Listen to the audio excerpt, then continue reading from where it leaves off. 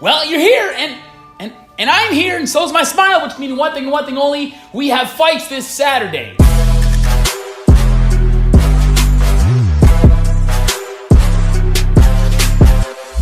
It is the UFC, a UFC fight night, BB&T Center in Florida. So get your bikinis ready. Happy Easter to everybody. I hope you had a fantastic weekend with your friends at home. But now your time to tune in to the 6th round. If you haven't already, hit the subscribe button, punch the notification bell, leave a like, dislike, a comment, positive or negative. It doesn't really matter to me because feedback is feedback. So let's get this thing going. And we're going to start off with the third last fight, which is promised to be a banger, probably the biggest banger of the card. We have a huge welterweight clash.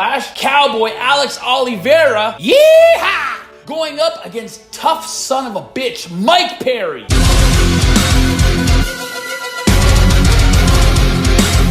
Now, before I even get into any facts about these fighters, if you don't know MMA, this is the time to get into MMA. Watching a fight like this, two fighters are gonna leave it all on the line. Blood, comas, it can all be possible when these two face off in the octagon. Now, Mike Perry is known for his brutal wars, except for his last fight when he came up short against Donald Cerrone, because Donald Cerrone fought smart, took him to the ground, and ended up getting a beautiful submission victory. But not long before that, he came off against a very impressive split decision victory off of kickboxing vet Paul Felder. He is always one of those fighters that maybe his record isn't consistent, but what he brings to the octagon, the pace he brings, and the game plan he brings, sometimes to his demise, is always consistent. This is one of those fighters that has a very scary mentality because he's not really worried about the belt. He's just worried about getting in there and just slaughtering someone or being slaughtered in the process, which is something that's happened to him and it's come to his last outings against Max Griffin and Santiago Ponzinibbio. Very big names. But Cowboy is a different fighter. Although he likes to stand in the octagon, he can go toe to toe. He is a different style fighter in the fact that he has more tools in his kit. He has a fantastic kickboxing game. He is great with his feet. He has fantastic footwork, which is something you can't really say for Mike Perry. He also has a fantastic jiu-jitsu game, which is also another thing you cannot say about Mike Perry. Not to say that this is going to be a one-sided slashing from Cowboy,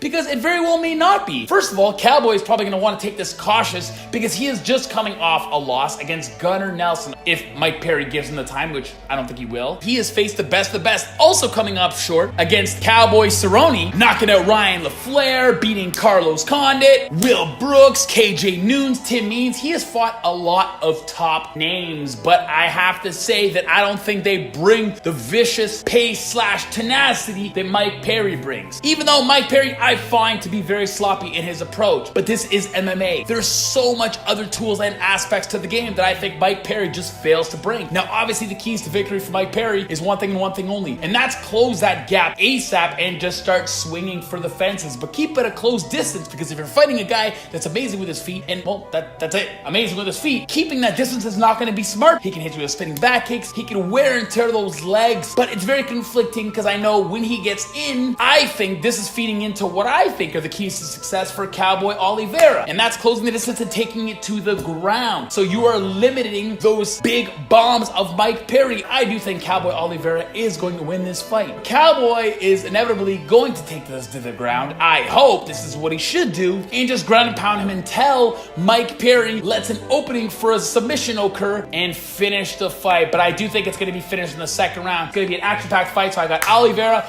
winning by second round. Now, when we go up to the heavyweight division, this is a very fun fight, sure, because Dana White's top prospect from the Title Contender Series, former NFLer Greg Hardy, is taking on Russian well-rounded fighter in Dmitry Smolyakov.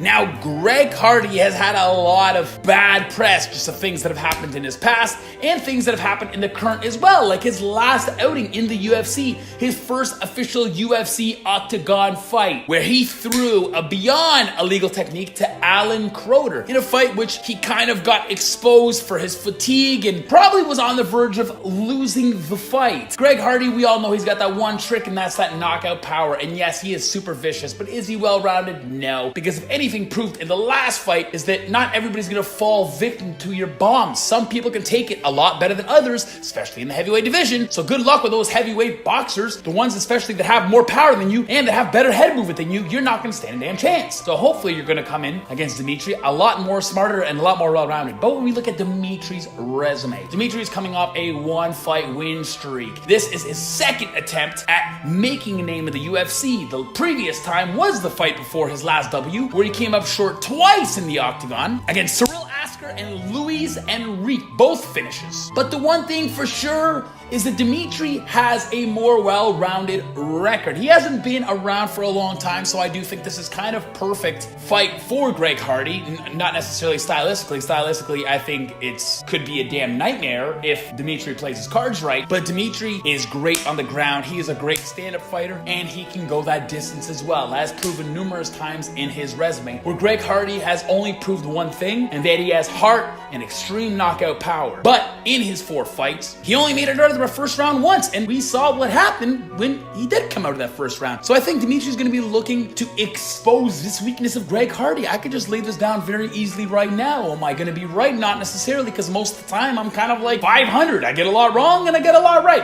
What can you do? It's the fight game. I love it. But I think Dimitri's game plan for sure should be to close his distance immediately, press him against the cage, kind of lay his weight on Greg Hardy, so Greg Hardy's big body can really get fatigued and die down. This will give Dimitri an opportunity to take Greg Hardy to the ground and just impose his will. But I know that's easier said than done, because Greg Hardy does have a heart of a lion. And I think if he gets him down, it's going to take everything in Dimitri to keep him down. Dimitri shouldn't give up. He shouldn't lose confidence in that ability. He shouldn't get demotivated. Keep pushing him. Keep trying to take him to the ground. Mark my words, if you keep doing this, imposing your will, Greg Hardy is going to get tired. But Greg Hardy is going to know that this is going to be the game plan of Dimitri, and he's going to be waiting with those uppercuts and those knees. So Dimitri has to make moves quick. Now, I do think that this is a bad night for Dimitri. I think Greg Hardy has a fire under his ass. I'm going to call this Greg Hardy getting a knockout in the first round. I don't want him to win. I just don't think he's ready yet for the spotlight or this main event card. I think it's an abysmal idea to have him on the main card. So I do think Dimitri's going to go in there, take his time a little bit, but I think Greg Hardy is going to catch him on the way in, get caught with like a nasty little uppercut or knee, and Greg Hardy's just going to get that victory. He is going to get exposed in his career, but I think this fight is not going to be the fight to do that, considering he is going to be fighting on home soil.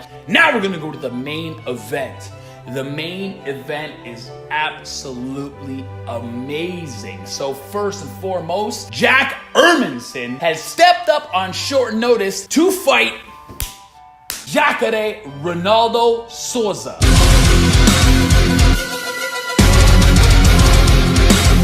Jack Hermansson is coming off a lifting spirit type of fight at this division when he took out top, and I mean top contender in David Branch. He is very much not a one-dimensional fighter, fighting guys like Thales Leites. Yeah, sure, he came up short against Thiago Santos, but everybody is coming short against Thiago Santos, and that's why Thiago the Hammer Santos is going to get the next title shot against John Jones, but that is a conversation for another day, so let's just pretend I didn't even say that. Now, Jack Hermansson, for me, is like, not to disrespect him, he still has so much to prove inside the octagon, but when you describe his style is like a B-grade version of Jacare. Jacare is the nastiest, most incredible grappler when he gets you to the ground. The reason why they call him Jacare, the alligator, is because when he gets you, he just rolls around with you and won't let go no matter what you do. But similar to Jack Hermansson, he also has fantastic knockout ability, taking out Vitor, Derek Brunson, and of course in his recent outing against also top contender and previous champion of the middleweight division, Chris Weidman. He's been fighting these big names his whole life. Look at his resume in Strikeforce when he was fighting guys like Luke Rockhold, who was also the previous champion in 185 in the UFC and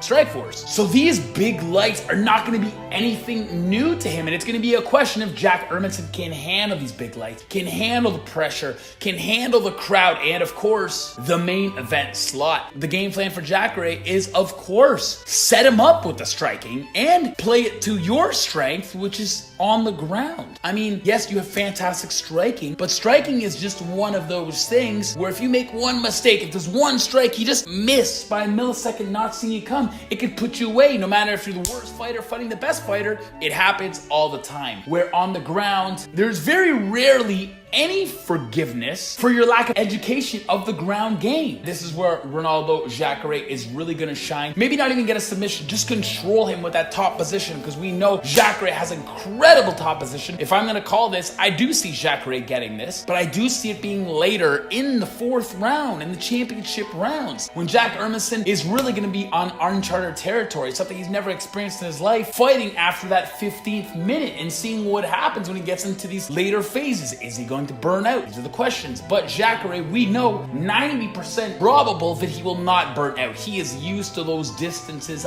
a lot. So I do see Jacare finishing this up via ground and pound. Setting it up with his jiu-jitsu, of course. I think grappling is obviously going to be the number one asset to keep him on the ground. I do think it's going to be his ground and pound that's going to force the ref to rip Jacare right off of Jack Hermansson and call it a night. Those are the fights, but stay the hell tuned, because 6th round is going to be right back as there's more fights the following week. Like and comment, like I said, dislike, even negative comment, I don't care. Just subscribe, hit the notification bell. I love you guys, whether you love or hate me, it doesn't matter. I am still here. Thank you so much for rolling with me, and we are going to see you next week. Peace!